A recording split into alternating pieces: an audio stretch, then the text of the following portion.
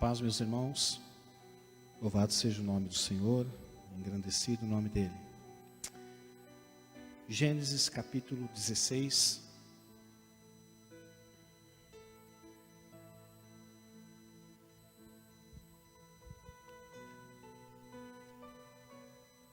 Gostaria que você me acompanhasse na leitura dessa história muito conhecida, às vezes até causando espanto, né? Tudo bem, filhão? Tudo bem com você? Mais uma vez, seja bem-vindo, viu? Uma história, aliás, existem histórias na Bíblia que gerem em nós espanto, né? Eu me lembro de uma vez, quando eu li pela primeira vez a história de uma mulher que foi estuprada, foi violentada por um grupo de pessoas, e ela foi encontrada pela manhã na soleira da porta. O homem que era marido dela trouxe, ao olhar, ver que ela estava morta, ele cortou ela em 12 pedaços e mandou um pedaço para cada tribo de Israel, dizendo o que o povo daquela cidade havia feito com aquela que havia sido sua mulher. Eu fiquei pensando, qual ato foi pior? Eu fiquei pensando, o que foi pior? A violência que aquela mulher sofreu por vários homens, durante a noite toda a Bíblia diz que ela foi violentada, ou aquilo que o marido fez em sinal de protesto, né, esquartejar a mulher, e enviar um pedaço para cada tribo, e um desenrolar da história muito triste. Então tem algumas histórias que causam em nós espanto, e embora essa que nós vamos ler não é tão assustadora, não é tão dracolina como essa que eu acabei de contar, mas é uma história que não cai bem para nós quando nós lemos. Você vai entender isso agora. Gostaria que você acompanhasse a leitura comigo. Que diz assim: Ora, Sarai, mulher de Abraão, não lhe dera nenhum filho. Como tinha uma serva egípcia chamada Agar, disse a Abraão, seu marido: já que o Senhor me impediu de ter filhos, possua, tenha relações com a minha serva. Talvez eu possa formar família por meio dela. Abraão atendeu a proposta de Sarai. Quando isso aconteceu, já fazia 10 anos que Abrão, seu marido, vivia em Canaã. Foi nessa ocasião que Sarai, sua mulher, lhe entregou sua serva egípcia, Agar. Ele a possuiu, ou seja, deitou-se com ela, teve relações sexuais e ela engravidou. Quando se viu grávida, começou a olhar com desprezo para sua senhora. Então Sarai disse a Abrão: caia sobre você a afronta que venho sofrendo.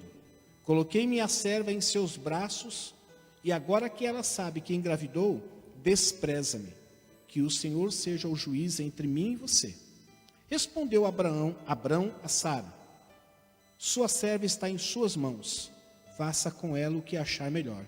Então Sarai tanto maltratou Agar, que esta acabou fugindo. Somente até aí. Pai, esta é a sua palavra.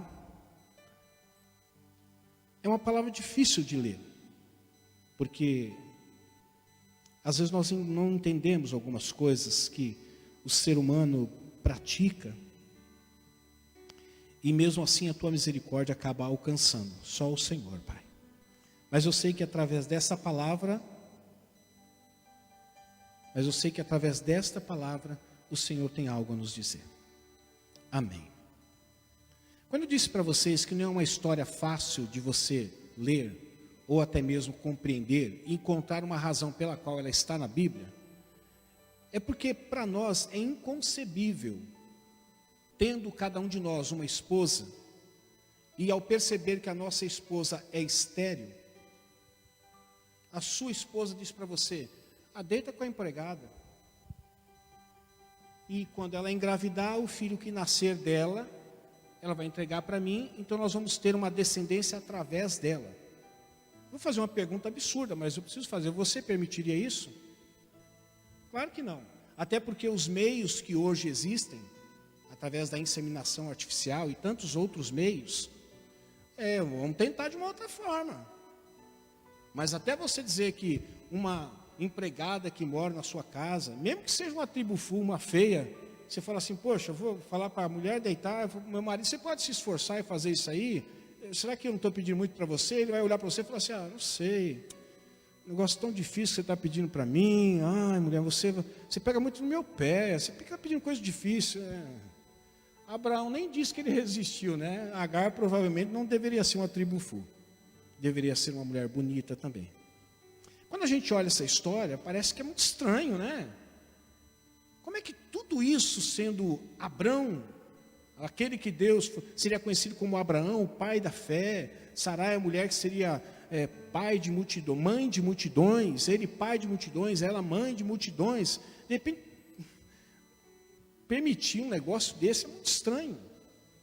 Só que depois que tudo aconteceu, havendo permissão, inclusive é uma das correntes de pensamento que hoje se defende, quando há um relacionamento sexual fora do casamento, mas com permissão, não é traição, porque traição é quando não há permissão. Então, se você for olhar para essa história, não houve traição da parte de Abraão e nem traição da parte da serva, porque a própria mulher disse, vai lá e deita com meu marido, disse para o marido, vai lá e deita com a minha serva. Então, de certa forma, não houve traição, porque houve consentimento. Só que depois de ter acontecido tudo isso, a mulher engravida e a mulher aproveita da situação, sabendo que a sua senhora não gerava filhos, ela começa então, de certa forma, humilhar Sara, dizendo assim, aquilo que você não pôde dar ao seu marido, eu pude dar. Então, aquilo que tanto você queria e não pôde ter, e que seu marido tanto queria e não podia ter, comigo ele pôde ter. E o que acontece? Diante dessa situação, Sara agora acaba se indignando e falando, poxa, eu permiti que você deitasse com o meu marido, mas apenas com o propósito de que gerasse um filho, mas esse filho seria meu, não seu. E agora você fica tripudiando em cima de mim? A situação chegou a um ponto quase que insustentável, que então Sara, ela percebe, ou ainda Sarai, percebe, chama o marido dela, Abraão, e fala assim, bom, você precisa colocar um ponto final nessa situação. E eu estou aqui conjecturando, Abraão fala assim, em que situação? Agora ela está grávida, ela está zombando de mim. E eu não quero isso. E eu quero que você resolva esse problema que na realidade foi eu que causei. De certa forma foi isso. Porque não teria acontecido o que aconteceu se Sarai não tivesse instigado o marido dela a deitar-se com a serva dela. Quer dizer, ela causou um problema, agora manda o marido dela resolver o problema que ela causou. E quando ela chega para Abraão, fala assim, olha, está aí, Abraão fala assim, sabe de uma coisa, resolve você. Está aí a serva é tua, entrega nas tuas mãos, o filho que está dentro dela é meu, mas faz o que você achar melhor. E a Bíblia diz que então Sarai, ela começa a perturbar tanto Agar que ela vai embora. Mas eu fico imaginando que Abraão, ele se encontrou num momento de impasse, Henrique. Como resolver essa situação? Porque de um lado estava a esposa, do outro lado estava a escrava da esposa, que ela própria havia permitido que ele tivesse relações. E dentro do útero da escrava estava um filho que, inegavelmente, era impossível alguém dizer que não era dele. Se ele despedisse a escrava, de certa forma ele estava despedindo juntamente com a escrava quem? O seu primeiro filho. Nós sabemos que depois veio Isaac, mas o primogênito de Abraão, o primeiro filho de Abraão foi quem? Ismael. Então quando ele manda embora aquilo que é muito comum nos dias de hoje, né? Homens engravidam mulheres, depois mandam a mulher embora. Ele não está nem aí nem para a mulher e nem para o filho que gerou dentro do útero da mulher. Hoje é muito comum isso acontecer. Aliás, nesta geração de irresponsáveis é o que mais tem acontecido. Eles buscam alcançar aquilo que eles desejam alcançar, ter uma relação de intimidade com as menininhas, ao engravidá-las eles vazam, sai fora. Abraão estava diante de um impasse. Como resolver isso agora? Despeço ou não despeço? Eu taco na cara de Sarai, que foi ela mesma a causadora desse problema, e digo para ela, você gostando ou não gostando, Agar vai ficar, porque dentro dela tem um filho meu, e você que mandou fazer isso, então agora você fica quieta.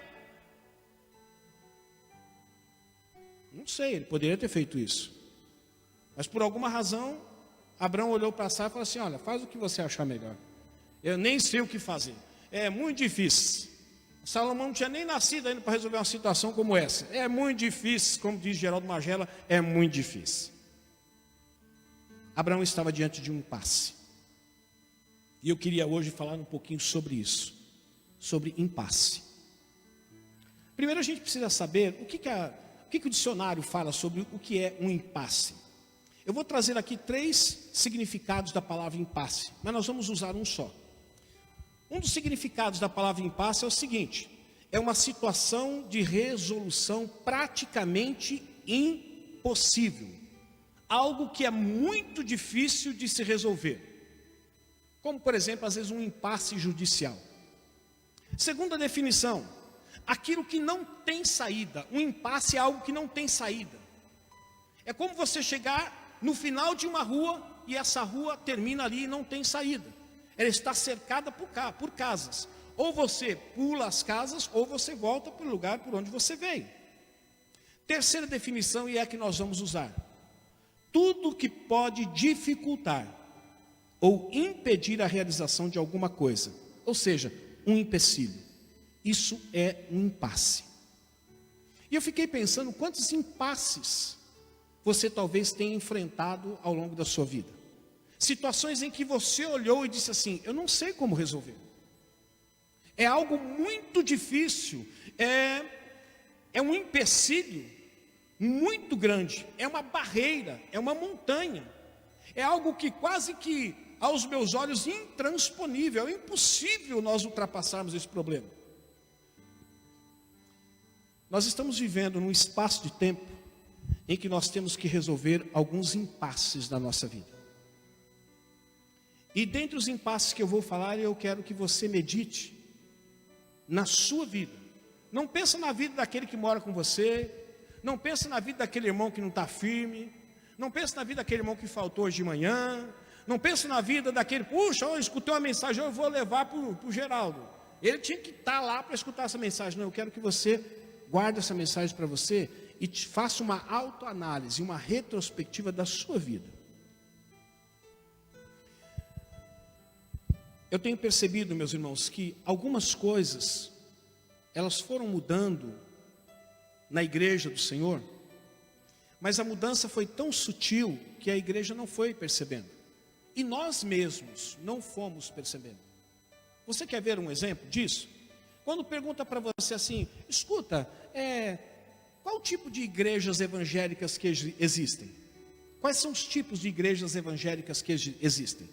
Então, eles definem pelo menos em 3 tipos de igreja. As igrejas conservadoras, as tradicionais, são aquelas que nós chamamos, por exemplo, da igreja presbiteriana.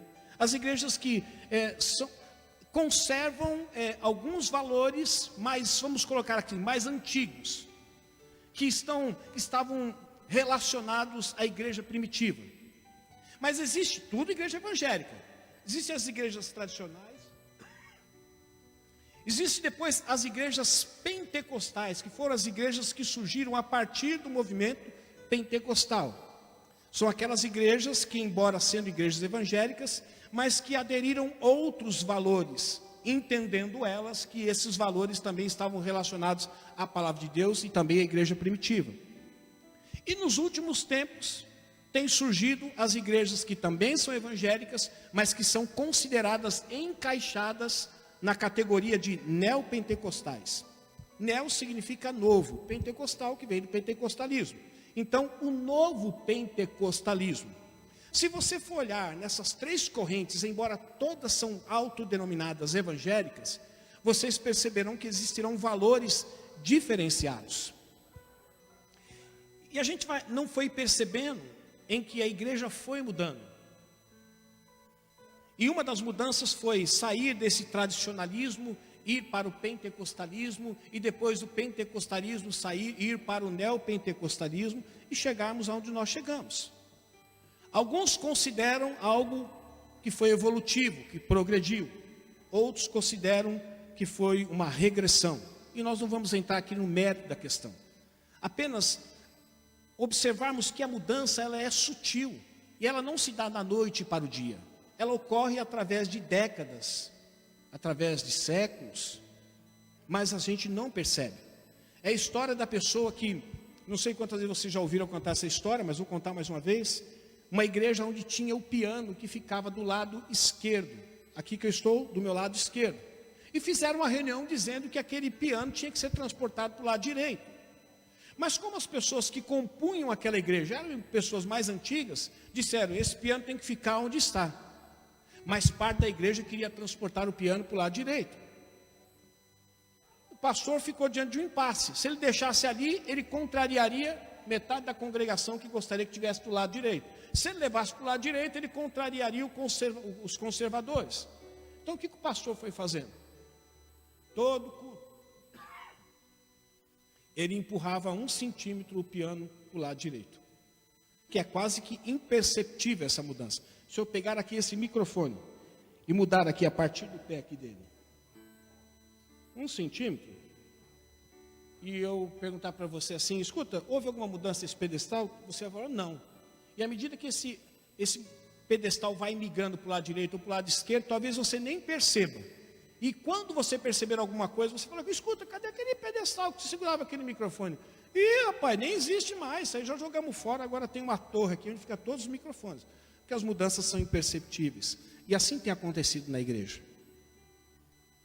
Só que nós, diante dessas mudanças, nós estamos vivendo impasses que nós estamos fechando os olhos. Por quê? Se tornaram assuntos difíceis de serem retomados e de serem resolvidos. Como, por exemplo, divórcio. Algo que era inconcebível cristãos divorciarem, hoje é muito comum. É muito comum ver cristãos se divorciar. E é mais comum um cristão se divorciar e casar novamente. E é comum, às vezes, eu ouvi um depoimento, eu estou dizendo isso porque foi público, está no Face. Pastor Ed Renekiewicz, ele disse que na igreja onde ele pastoreia, a igreja Batista Água Branca, existem casos de pessoas, não citou o porquê, mas que já se divorciaram 2, 3 vezes, já se casaram novamente. Não podemos julgar, porque não sabemos como aconteceu. De repente o sujeito ficou viúvo 2, 3 vezes, né? Então por isso está casando a 4ª vez. Pode ser que não. Mas algo que era inconcebível na igreja, hoje é aceito. Depois não bastava o divórcio entre os membros, começou a haver os divórcios entre os pastores. Pastores que divorciam das suas esposas divorciam dos seus pastores, que não é por causas legítimas, e eles não bastando se divorciar, eles se casam novamente. E aí você vai vendo outras coisas. Algo, por exemplo, minha esposa sempre diz isso, era muito comum as pessoas na época da ceia, quando elas pecavam, e tinham cometido um pecado, vamos dizer, tinham tido um relacionamento de intimidade sexual com outra pessoa, no dia da ceia, o que elas faziam, Teninho? Elas iam lá para frente chorando, arrependidas, e confessavam o pecado dela na frente de todo mundo, porque aquele pecado estava matando ela, estava gerando dentro dela uma dor muito grande, e ela não conseguia guardar e esconder aquilo. E hoje o que é muito comum dentro das igrejas, é as pessoas terem relação sexual e estarem no culto, estarem fazendo tudo. Porque as mudanças vão acontecendo, e a igreja, quando chega diante daqui, fala assim, rapaz, mas como é que nós vamos resolver isso? Quando você olha, por exemplo, para aquilo que Timóteo fala, Henrique, você quer ser bispo, você quer ser pastor, puxa, que coisa boa que você deseja, é excelente isso, porém, convém que você seja, aí começa a descrever, irrepreensível, marido de uma só mulher, que governa bem a sua própria casa, que é hospitaleiro, que não é dado ao vinho, e ele vai descrevendo. E uma vez eu conversando com um pastor, ele disse assim para mim, um pastor muito experiente, ele disse assim, Mauro, se eu for olhar o critério que Deus coloca, inspirando o apóstolo Paulo, quando ele escreve a Timóteo, se eu for usar o critério que tem que ter para levantar alguém ao pastorado, ou até ao diaconato, porque depois ele descreve também sobre o diácono, não tem nenhum obreiro na minha igreja. Nenhum se encaixa dentro daquela lista. Então o que a igreja está fazendo? A igreja está fazendo aquilo que os evangélicos, e eu não estou aqui defendendo o Ed René, tá? Eu achei que ele também não foi muito feliz com a palavra que ele colocou, atualizar. Mas aquilo que os evangélicos saíram matando o pastor Ed René, que ele disse atualizar a Bíblia, mas aquilo que a igreja está fazendo há muito tempo. Como é que a gente resolve esse problema aqui?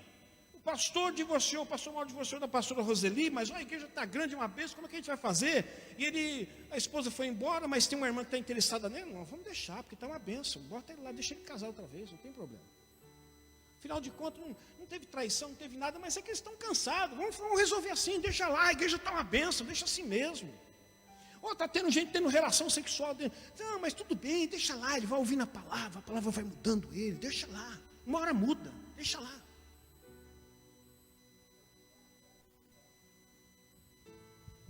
E a gente vai se encontrando diante desses impasses. E quando a gente olha, fala assim, o que eu vou fazer? Como Abrão, o que eu vou fazer agora? Vou mandar a mulher embora ou não vou mandar a mulher embora? Se eu mando embora, a mulher vai falar assim, né? Na hora de deitar comigo estava bom, né? Agora se a mulher não gostou, me manda embora. Não esqueça que dentro de mim tem um filho seu. Aí Abrão, resolve, manda resolver. E para Sara não foi um impasse, né? Ela resolveu rapidinho. Começou a atormentar a mulher a ponto de mandar ela embora. E ela ia embora. Ela mesma voluntariamente foi embora. Mas para Abraão foi um impasse. Eu quero falar um pouquinho sobre impasse. E vou trazer mais uma vez a definição que nós vamos usar. Tudo que pode dificultar ou impedir a realização de alguma coisa. Um empecilho. Isso é um impasse. Primeiro impasse. Nós estamos diante de um impasse. Ou a palavra nos muda, ou vamos mudar a palavra. Vou repetir. Nós estamos diante de um impasse. Ou a palavra de Deus nos muda, ou vamos mudar a palavra de Deus. Pastor, mas que absurdo isso. Cuidado com o Ed René, foi exposto, você pode ser exposto também. Ninguém vai nem me achar aqui. Mas deixa eu dizer uma coisa para você. É isso que está acontecendo. As pessoas não querem, sabe, Franklin? Não querem olhar para a palavra e aceitar aquilo uma verdade. E o que elas fazem? Elas reinterpretam a palavra. E que quando elas reinterpretam a palavra, pastor, elas estão fazendo o que com a palavra? Mudando a palavra. Ela está dizendo, não pode ser esse o significado desta passagem. Porque se esse for o significado desta passagem, muitas pessoas estão andando na contramão da palavra. Então, espera um pouquinho. Vamos olhar com outros olhos esta passagem. Será que o autor não quis dizer isso? E tendo havido a possibilidade dele ter tentado dizer isso, nós não estamos equivocados em agir como nós estamos agindo. Então é o seguinte, dizer que a palavra está dizendo isso vai gerar muito problema. Então vamos fazer o seguinte, vamos encontrar outras vertentes para as interpretações desta mesma passagem. E o que nós vamos fazer?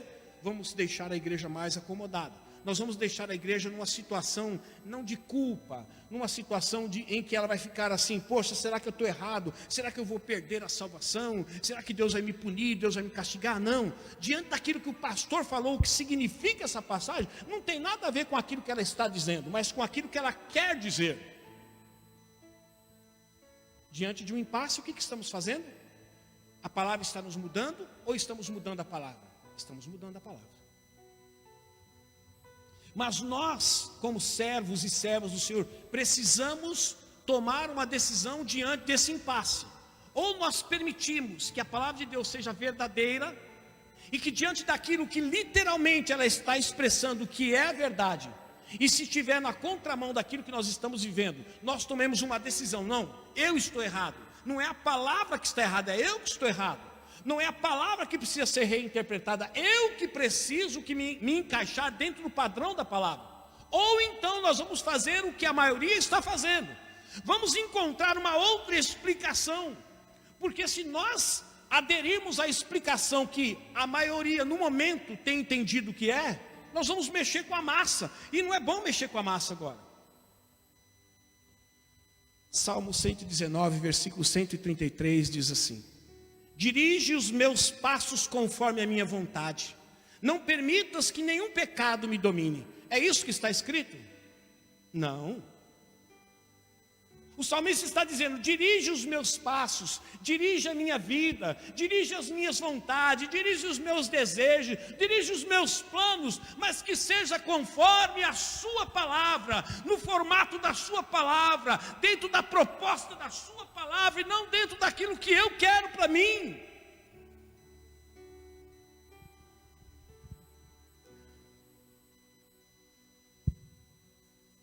Eu não estou aqui dizendo que o salmista foi íntegro ou não foi íntegro, quando ele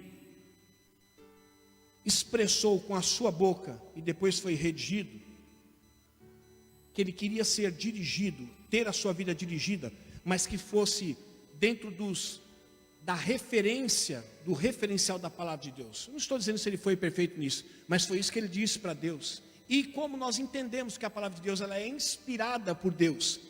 Às vezes quantas vezes nós falamos coisas que quando nós falamos, percebemos que falamos, já falamos. E que se nós fôssemos pensar para falar, nós não teríamos dito. Mas como entendemos que o Espírito de Deus nos inspira a falar o que falamos, é Deus que se responsabiliza por aquilo que falamos. Quando falamos inspirado pelo Espírito de Deus, obviamente.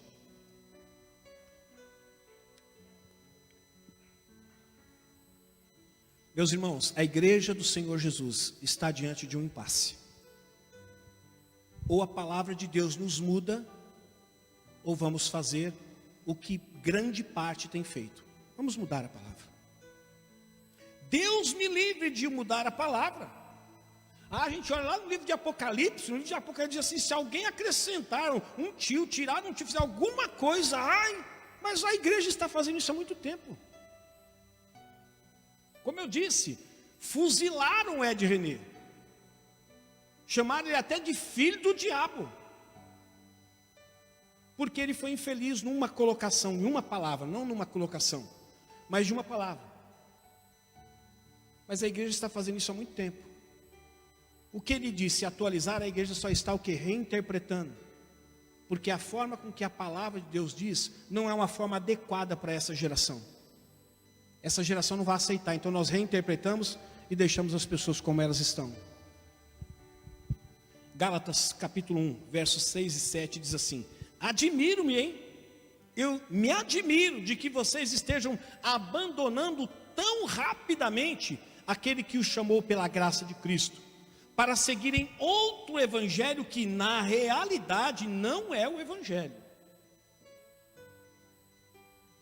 O que ocorre é que algumas pessoas os estão perturbando, querendo perverter o evangelho de Cristo. Verter significa encontrar um caminho.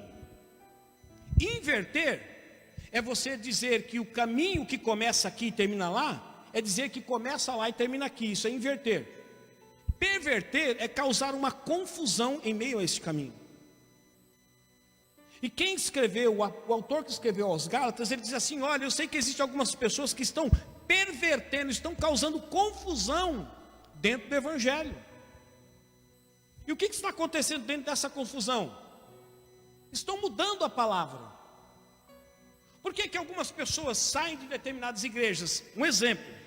Porque nessa igreja aqui, não aceita um exemplo, banal. Não aceita usar óculos. Então eu falo assim: mas tem igreja que aceita usar óculos, então eu vou para lá.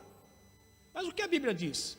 Se fosse o caso, a Bíblia diz que não é para usar óculos. Eu falo: mas tudo bem, a Bíblia está dizendo isso, mas lá está dizendo que pode usar óculos, então eu vou para lá. Mas a Bíblia de lá também é a mesma, mas lá que eles interpretam o seguinte: olha, não é que a Bíblia diz que não pode usar óculos, é que a Bíblia está querendo dizer que naquela época nem existia óculos. Naquela época, algumas pessoas estavam usando óculos para se aparecer. Então o autor foi inspirado para escrever para não usar óculos. Então foi isso, mas foi para aquela época, não existe mais. Vem para cá, vamos usar óculos. E está todo mundo entendendo, inclusive em casa, né? A Bíblia nem fala sobre óculos, tá? Eu estou dizendo de algo aleatório.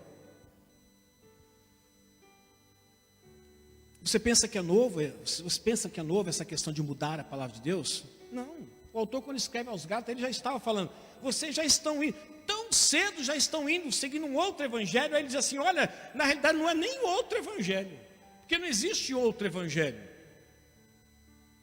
Tudo que é fora do evangelho deixa de ser o quê? Evangelho é outra coisa. Mas as pessoas estavam classificando como um novo evangelho. E depois ele continuou dizendo aí o seguinte: eles estão pervertendo o evangelho, não estão nem invertendo, não estão vertendo nem invertendo, mas pervertendo, causando confusão. A igreja do Senhor Jesus está diante de um impasse. Ou a palavra entra na nossa vida e muda o que está de errado, ou nós precisamos mudar a palavra mesmo. Ou você aceita a mudança que a palavra quer gerar em você, ou você reinterpreta a palavra dentro do contexto atual, para que você possa continuar vivendo da forma que você quer viver.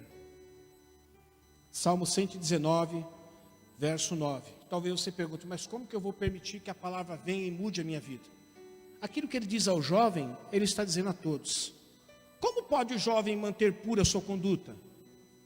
Como pode, Maressa, o jovem manter pura a sua conduta nos dias de hoje? Como, filha? Como, filha? Fala. Vivendo de acordo com a sua palavra. Vivendo de acordo com a sua palavra.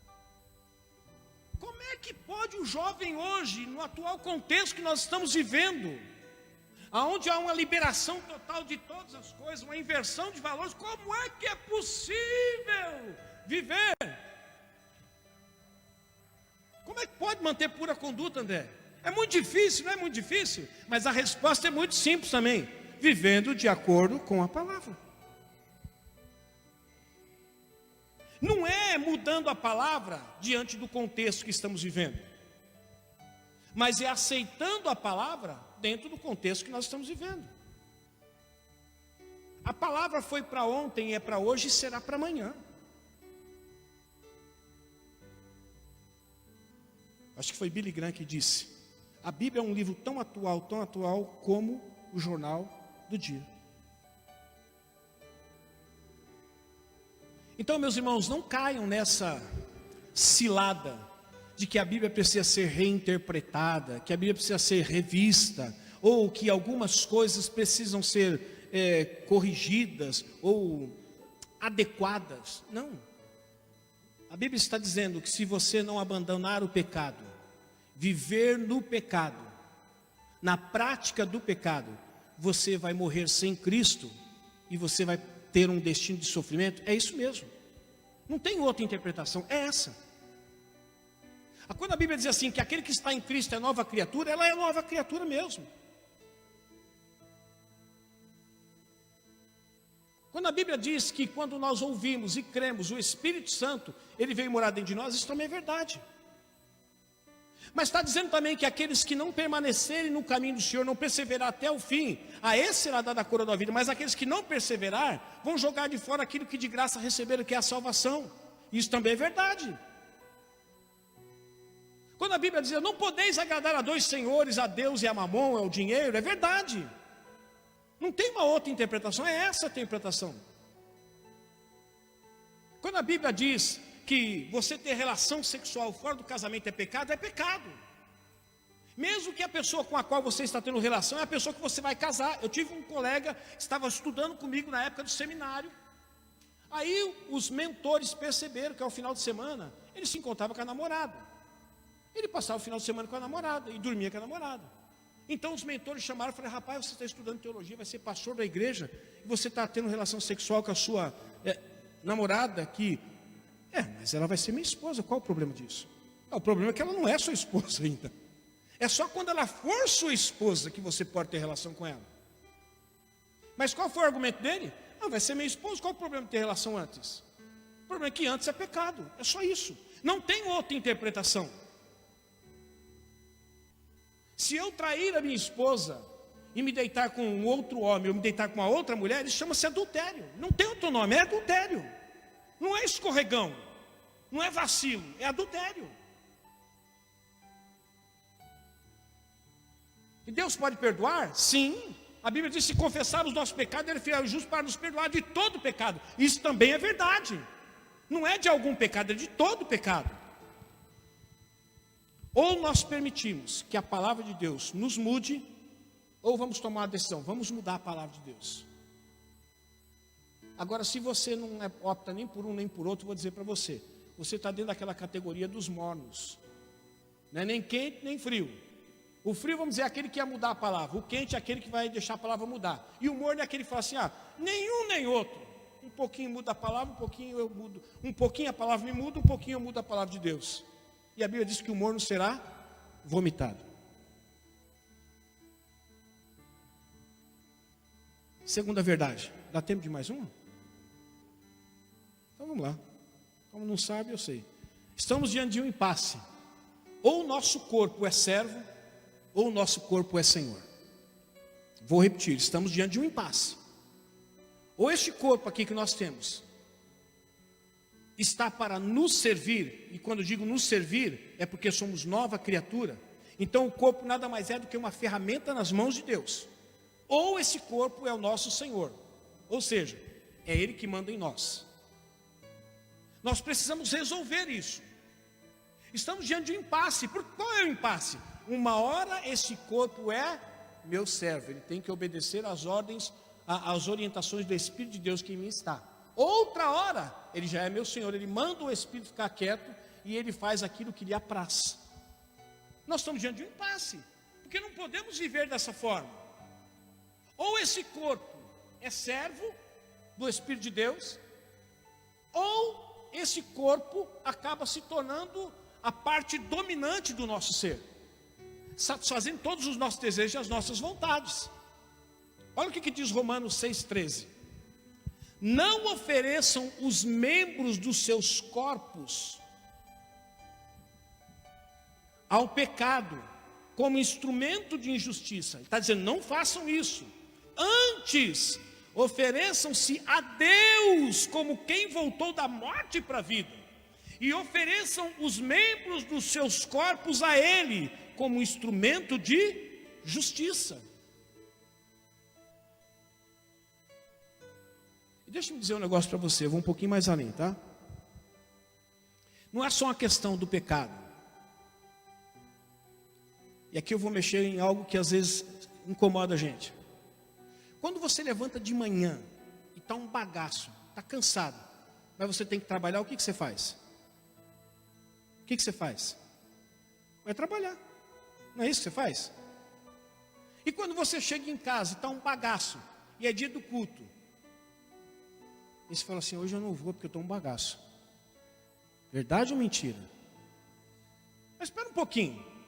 Você tinha um poder sobre esse corpo de manhã, você estava destruindo um bagaço, o pó da rabiola. Mas eu vou trabalhar. Quem manda em você aqui sou eu. Você vai trabalhar seu corpo medíocre. Só que quando chega a noite, vai para a igreja, aí o corpo fala assim, agora é minha vez de mandar. Agora você fica em casa. Eu estou muito cansado, eu estou desbagaçado. Eu estou muito mais do que um bagaço. É interessante, a gente nunca consegue falar de manhã, né? Eu estou um bagaço, não vou trabalhar. Vou ligar para o meu chefe, vou pegar um atestado, vou para o médico, qualquer coisa. Porque eu quero ficar bom para a noite e para o culto. Não, eu vou no trabalho, eu acabo de destruir tudo que tem.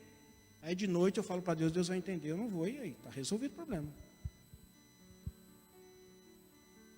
E a Bíblia diz também, não ofereça os membros de vocês ao pecado como instrumento de injustiça, mas ofereça cada membro do corpo de vocês ao Senhor como instrumento de justiça. Estamos diante de um impasse, pastor. O que nós vamos fazer? O que nós vamos fazer, Henrique? Ou esse corpo serve, ou esse corpo manda. E isso é em todas as áreas. Na área da alimentação, na área do pecado, na área da preguiça, em tudo. Ou o Espírito de Deus nos guia, e esse corpo se sujeita à voz do Espírito, ou esse corpo vai estar sempre falando para o Espírito, eu sei que é certo isso, mas eu não quero, eu vou fazer o que eu quero. 1 Coríntios, capítulo 6, verso 15, diz assim, vocês não sabem que os seus corpos são membros de Cristo? Vocês não sabem disso? Você não sabia disso, Camila? Você não sabia disso, pastora? Você não sabia que esse corpo que você tem agora, os membros dele são membros de Cristo? Aí diz assim, eu tomarei os membros que são de Cristo e os unirei a uma prostituta? De modo nenhum, porque esse corpo não é mais meu. como é que você se sentiria ao chegar na sua casa, um parente seu já tivesse chegado e detonado o resto da comida que sua esposa tinha preparado para você, e que você encontrasse o sujeito dormindo no seu sofá, e que usou o seu chuveiro para tomar, e usar a última gota de água que tinha na sua caixa d'água para tomar um banho, e que além de tudo você escuta o sujeito roncando dentro da sua casa. O sujeito comeu a minha comida, gastou a minha última gota d'água, está deitado no meu sofá e está importunando os meus ouvidos. Como é que você se sentiria? Não fale. Pode ser que alguma palavra torpe surja da sua boca, e com razão.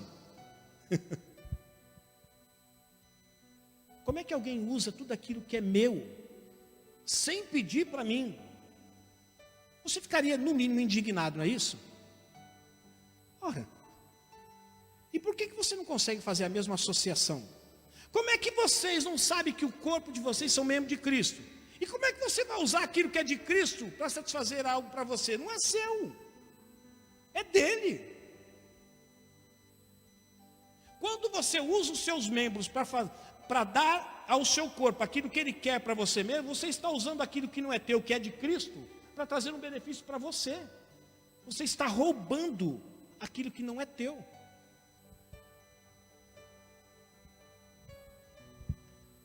1 Tessalonicenses 5:23, eu paro por aqui. Que o próprio Deus da paz o santifique inteiramente. Que todo o espírito, alma, mas não só isso, e corpo de vocês sejam conservados irrepreensíveis na vinda do nosso Senhor Jesus Cristo. Deus não quer somente o seu espírito, a sua alma, em estado ou em processo de santificação, mas Ele também quer o seu corpo. Estamos diante de um impasse. Quem é que vai mandar nesse corpo? O nosso corpo é servo daquele que habita em nós, ou o nosso corpo é senhor daquele que habita em nós? Porque não dá. Um pouquinho, uma hora ele é servo, outra hora ele é senhor. Não dá. Estamos diante de um impasse, precisa resolver. Porque se você já entendeu que os membros do seu corpo não são mais teus, quando você faz um pouquinho deixando ele ser senhor, você está usando aquilo que não é teu para trazer benefício para você próprio, e isso não é justo. O que nós vamos fazer diante desse impasse? Pastor, precisa resolver, né? Eu acho o seguinte: cada um resolve o seu problema. Cada um tem um problema e cada um resolve o seu problema. Não podeis agradar a dois senhores. Pastor, nós estamos nessa estrutura de pecado? Sim, claro que estamos nessa estrutura de pecado. Nós pecamos? Sim, nós pecamos.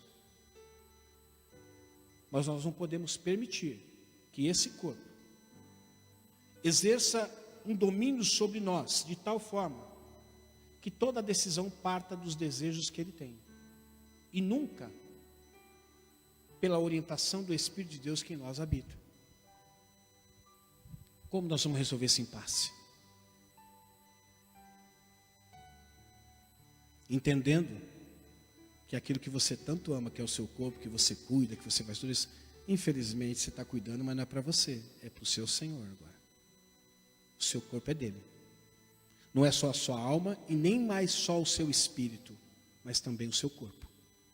Por isso a Bíblia diz assim: quer comais, quer bebais, quer façais qualquer outra coisa, qualquer coisa. Pensa numa coisa: eu vou cortar o cabelo, faça para a glória de Deus. Vou comprar uma roupa, faça para a glória de Deus. Vou falar porque você trocou, tá? Hoje minha esposa colocou um vestido bonito assim, ela estava na pia, eu cheguei por trás assim, nossa irmã, que vem vestido pentecostal, né? Porque está até lá embaixo assim, né? Aí depois ela virou e falou assim, mais na frente, eu falei, daqui para cima está neopentecostal, então é melhor trocar.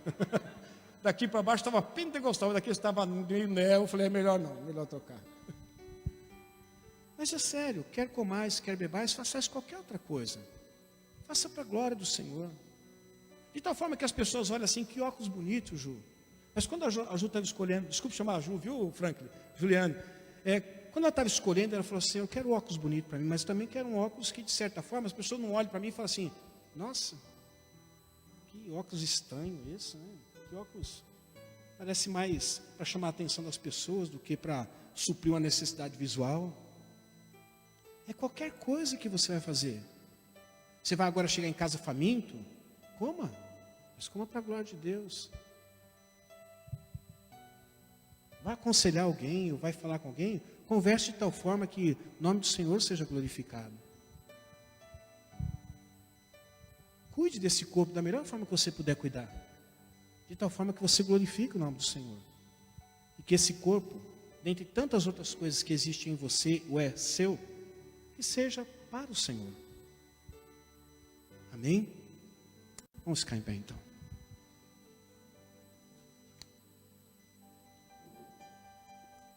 Feche seus olhos. Senhor, nós aprendemos hoje, esta manhã, que existem impasses na nossa vida. Nós aprendemos que impasses são situações difíceis, elas não são fáceis de serem resolvidas, mas são possíveis. Mas a igreja está deixando alguns impasses, por terem se tornado impasses, para trás. Porque ao resolver os impasses, ela pode não resolver a situação de determinadas pessoas. Mas nós sabemos que o Senhor pede um zelo, primeiramente não com vidas, mas primeiramente com a sua palavra. Antes das vidas está a sua palavra. E nós precisamos zelar por ela. Mais importante que as vidas é a sua palavra. Porque é a sua palavra que surge para estruturar as vidas. Não é a vida que surge para estruturar a tua palavra, mas a tua palavra que surge para estruturar as vidas. Então, Senhor, que nós sejamos uma igreja que diante dos impasses, nós não venhamos jogar nos porões, nós não venhamos engavetar, nós não venhamos colocar de lado, mas que diante do impasse nós possamos olhar para a tua palavra, seja o que for que ela venha nos trazer, que nós temos coragem suficiente para anunciá-la e resolver todo e qualquer impasse. Sabemos que o teu Espírito que em nós habita é suficientemente capaz para nos dar entendimento verdadeiro daquilo que está escrito e daquilo que é o teu desejo através da sua palavra. Que assim seja nas nossas vidas. Que o amor de Deus, que a graça do nosso Senhor e Salvador Jesus Cristo, que a doce consolação do Espírito Santo de Deus esteja conosco e permaneça conosco desde agora e para todo sempre. Que o Senhor, que Ele te abençoe e te guarde. Que o Senhor faça resplandecer o seu rosto sobre ti e te conceda a graça. Que o Senhor volte para ti o seu rosto e te dê a paz. Vão e sejam uma bênção neste domingo e vivam esta palavra. À noite, quem se interessar, nós continuaremos falando sobre esse assunto. Deus os abençoe.